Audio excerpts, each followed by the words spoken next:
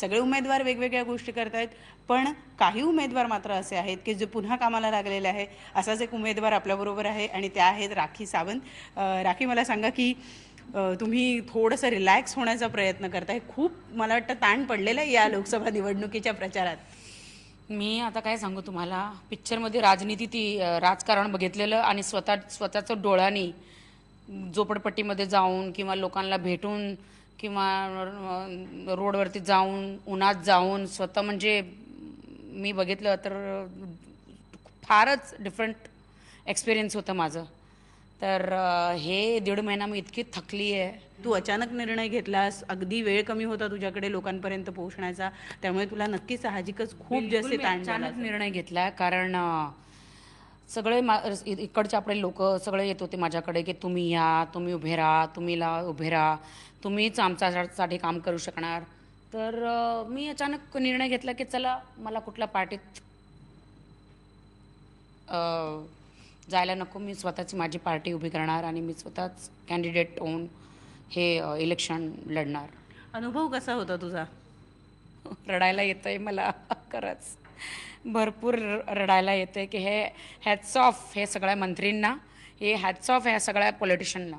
बाप रे, इतकी मतलब आता पण मला आठवतं की मला रडायला येतंय. म्हणून बघा, मी इथं ही माझी मैत्रिणीचं पार्लर आहे, तर इथंच येऊन मी रोज मसाज वगैरे, केस वगैरे मेंटेन व्यवस्थित करते मी. मला सांगा की 16 तारीख अगदी जवळ आली आहे. काय चाललंय तुझ्या मनामध्ये आत्ता यावेळेला? भीती आहे आतमधून, नर्वस आहे आणि काय होणार आहे मला माहीत नाही. मी एकच ठरवलेलं आहे, जिंकली की सगळ्यांसाठी मस्त काम करणार, मी गरिबांसाठी, लोकांसाठी चांगलं काम करणार.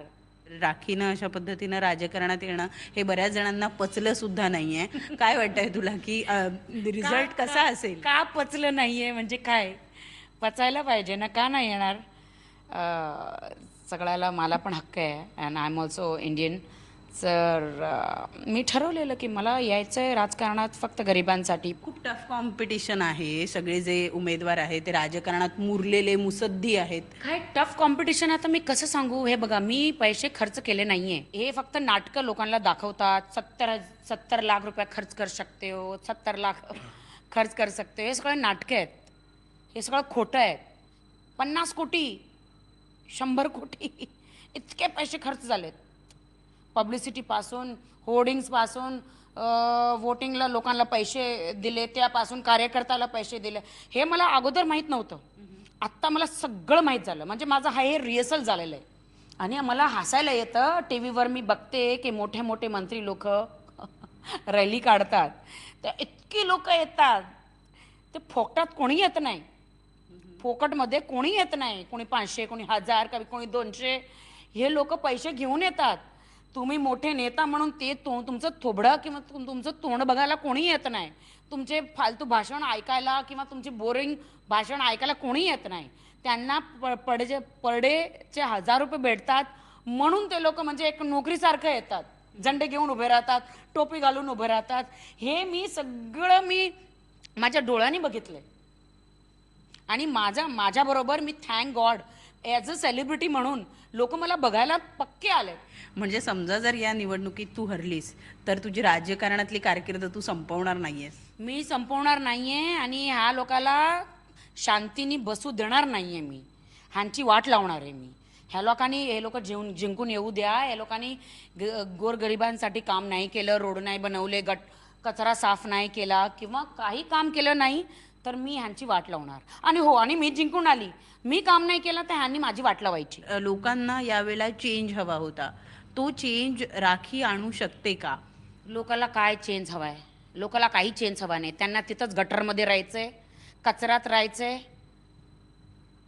आणि त्यांना ते लोक गरीब आहेत, त्यांना बाहेर यायचंच नाहीये. म्हणून ते लोक चांगले लोकांना, माझ्यासारखे लोकांना, आम्हाला काम करायचंय गरिबांसाठी. आमच्यासारखे लोकांना हे लोक वोट करत नाही. का पैसे घेतात? का पैसे घेऊन वोट करतात? मी त्यांना 10 वेळा सांगितलं, तुम्ही पैसे घ्या सगळ्यांचे आणि वोट मला करा. हे लोकांना फक्त हेच की मंदिर तुटायला नको आणि मस्जिद तुटायला नको, हे नको. अरे देव कोणाला म्हणतात? देव कोणाला म्हणतात? गॉड वो होता है, गॉड अपना घर खुद संभाल सकता है, तुम अपना घर संभालो ना भाई, इंसान को बोलती हूँ मैं.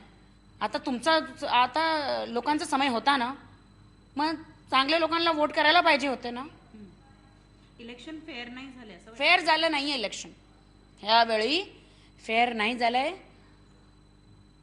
कदाचित मी जिंकू पण शकते, मला माहित नाही. आपण बघतोय की राखी सावंत खूप कॉन्फिडेंट आहे. तिचं म्हणणं आहे की मी एकटा जिंकून येणार, जिंकून आले तर मी लोकांसाठी काम करणार, आणि जर मी काम नाही केलं तर लोकांनी माझ्यावर बोट ठेवावं, मला सांगावं की मी हे केलेलं नाही आहे. त्यामुळे राखी सावंत खूप कॉन्फिडेंट आहे, त्यांची तयारी चाललेली आहे पुढच्या त्यांचं एकूण जे कामकाज असेल त्याच्यासाठी.